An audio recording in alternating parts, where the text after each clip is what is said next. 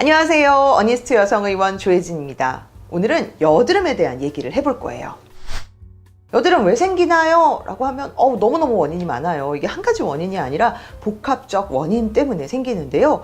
호르몬이 활성화되면서 사춘기 때 여드름이 심해지는 경우도 있고요. 그리고 생리 전에, 특히 여성 같은 경우 생리 전에 호르몬으로 인해서 이렇게 여드름이 생기는 경우도 있어요.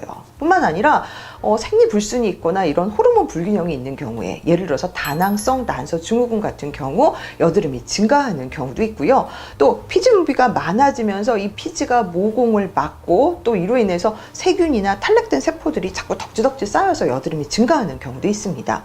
뿐만 아니라 여드름균, 예전에는 P에이크네라고도 했는데 요즘엔 또 C에이크네라고 더 많이 말씀을 하죠. 그래서 이런 여드름균에 대한 면역 반응으로 여드름이 증가하는 경우도 있어요. 뿐만 아니라 어떤 경우는 약물이나 아니면 바르는 제품들을 잘못 썼을 때도 여드름이 증가하는 걸로 돼 있습니다.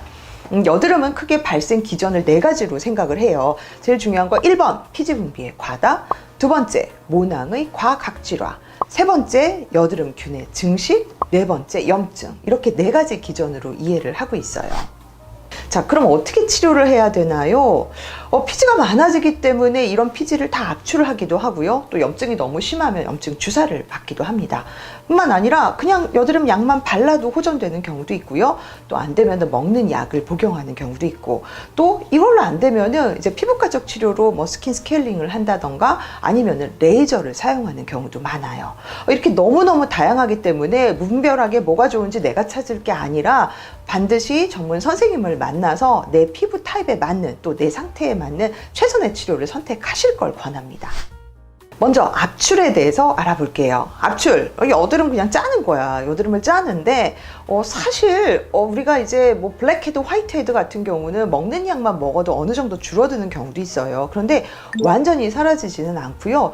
또 이 모공을 피지가 꽉 막고 있으면 이로 인해서 여드름균이 증식하고 또 염증이 생길 가능성이 높기 때문에 우리가 압출을 하는 거죠. 그런데 또 압출을 안 하고 가만 내비두면 자꾸 손에 거슬려. 그래서 죄다 손으로 쥐어 뜯어가지고 이제 빨간 자국, 까만 자국, 즉 염증 때문에 붉은 색소가 생기기도 하고요. 아니면 아예 거뭇거뭇 색소 침착이 생기기도 하기 때문에 이렇게 병변이 더 심해지는 걸 예방하기 위해서 짜는 게 중요하죠. 그런데 손으로 내가 거울 보고 손톱으로 짜면은 나중에 흉터 다 남고요.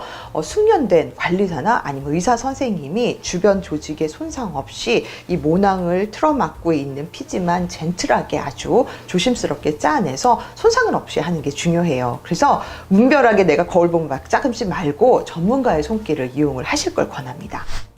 2번째, 이걸로 안 되면은 이제 염증 주사라는 걸 고려하게 돼요. 염증 주사라는 건 말 그대로 빨갛게 퉁퉁 부은 염증을 가라앉히기 위한 병변 내 주사 요법으로 보통 트리암시놀론이라는 스테로이드 제제를 이용해요. 이 스테로이드 성분이니까 너무 세게 놨다가는 피부가 함몰되거나 아니면 스테로이드 부작용이 있기 때문에 보통 굉장히 묽게 희석시켜서 병변 내 주사 요법을 사용을 합니다.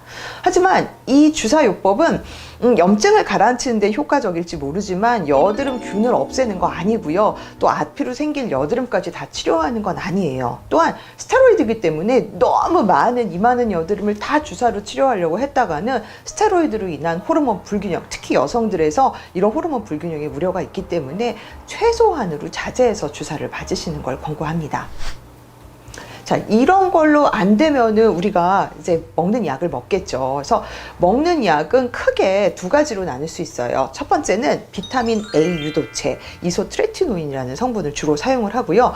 2번째는 항생제, 계통을 사용을 합니다. 이 먼저 말씀드린 이소트레티노인 성분은 굉장히 오래된 약이고 효과적으로 이 피지를 말리는 그런 약이에요. 하지만 문제는 뭐냐면은 피지가 너무 마르기 때문에 얼굴이 너무 건조해요. 입술이 쩍쩍 갈라져요. 여드름은 줄었는데 푸석푸석 건조하고 안 예뻐 보여요. 이런 불편감을 초래할 수 있고요. 또한 젊은 여성, 특히 임신을 준비하는 젊은 여성에서 이 비타민 A 유도체는 기염 유발 물질이에요. 그래서 결혼을 앞두고 있고 임신을 앞두고 있고 내가 제대로 피임을 하지 않는 상황이라면 특히나 이 비타민 A 유도체를 각별히 주의할 걸 권하고요. 사실 우리나라에서는 그렇게까지 안 하는데 미국의 가이드라인은 비타민 A 유도체 처방하기에 앞서서 우리가 소변 테스트든 피 검사를 통해서 임신이 아님을 반드시 확실히 해라 라고까지 권고하고 있고요. 심한 경우에는 아예 피임을 제대로 하기 위해서 피임약이랑 같이 복용하는 걸 권고하는 경우도 있습니다. 하지만 우리나라에는 보통 주의만 이렇게 드리고 있기 때문에 내가 현재 피임은 잘 하고 있는지 아니면 임신 가능성은 없는지 각별히 주의하실 걸 권합니다. 자, 두 번째는 항생제를 들 수 있어요. 항생제는 테트라사이클린계 항생제를 주로 사용을 하는데 뭐 독시사이클린, 미노사이클린을 많이 사용을 하죠. 항생제이기 때문에 상대적으로 얼굴이 많이 건조하거나 또 아니면은 임신 중에 뭐 굉장히 위험성을 초래하는 기형 유발 물질이거나 그렇지는 않은데 항생제라서 이제 복용하는 게 좀 부담스러운 경우도 있어요. 그래서 항생제를 이게 뭐 1, 2주 먹고 끝날 게 아니라 생각보다 한두 달 이상 복용하는 경우도 있기 때문에 내가 먹는 약을 처방하는 데 있어서 비타민 A 유도체가 좋은지 아니면 항생제를 복용하는 상황인지는 혼자 판단하지 말고 반드시 전문 선생님의 상담을 받도록 하시면 좋을 것 같습니다. 자, 이런 걸로 안 되면은 우리가 이제 스킨 스케일링이라고 하는 시술을 하게 되죠. 말 그대로 화학 약품을 이용해서 각질층을 벗겨내는 시술이에요. 막 박피를 하는 건 아니고요. 일상생활에 지장 없을 정도의 각질을 탈락시키는 정도예요. 그래서 보통은 뭐 우리가 이름을 쿰스 필링, 제스너 필링이라고 하는데 여러 가지 화학 약품을 이용해서 젠틀하게 이제 각질층을 정돈하면은 이 모공을 틀어막고 있는 피지도 어느 정도 컨트롤할 수 있고 또 과각질화 생기는 것도 좀 예방할 수 있고 또한 약간 피부 톤이 좀 밝아지는 효과도 있어요. 그래서 여드름으로 인한 색소 침착도 일시적으로 완화되는 효과가 있습니다. 하지만 아무래도 이 각질층을 탈락시키는 시술이기 때문에 시술을 받은 다음에 얼굴이 약간 건조한 느낌이 있을 수 있는데 보통은 하루 이틀 정도 가고요. 일상생활에 지장은 없어요. 시술 받고 바로 화장하고 나가셔도 무방할 만큼 지장은 없습니다. 하지만 너무 약하게 하면 효과가 없겠고 또 너무 세게 하면은 이것도 피부 과민 반응을 해서 막 얼굴이 빨갛게 되고 각질이 너무 많이 탈락해가지고 힘들어하는 경우도 있어서 적절한 정도의 이런 스킨 스케일링을 시술을 받으셔야 되겠습니다.